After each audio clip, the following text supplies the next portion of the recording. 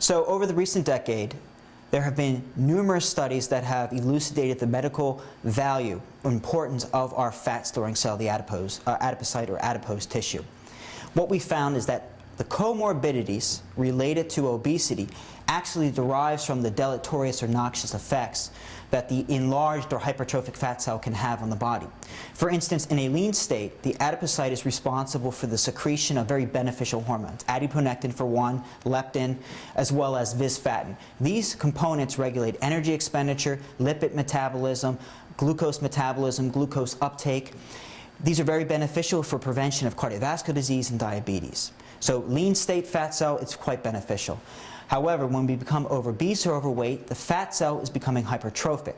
And what we see is the loss of those beneficial hormones replaced with the upregulation of deleterious or noxious hormones.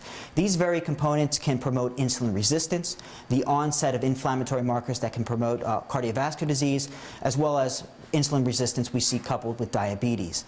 So the enlarged fat cell can be quite serious.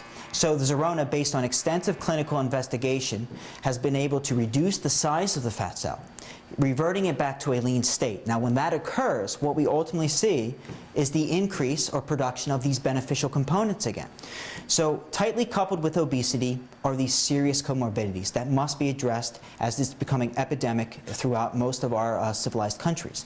And so what we need to do is implement strategies, Zerona being one, to deflate or reduce the size of the fat cell, restoring the medical utility or benefit of these important adipocytes. Again, fat cells are endocrine organ cells. They serve a far greater utility than the simple storage of fatty material. They are vital for energy expenditure regulation and vital for prevention of these chronic diseases. And when we have in North America over 400,000 deaths contributable to preventable chronic diseases because of obesity and overweight, that is unacceptable. And so designing a technology, Zerona, that can deflate the fat cell, and hopefully we can elucidate through further investigation the value of that.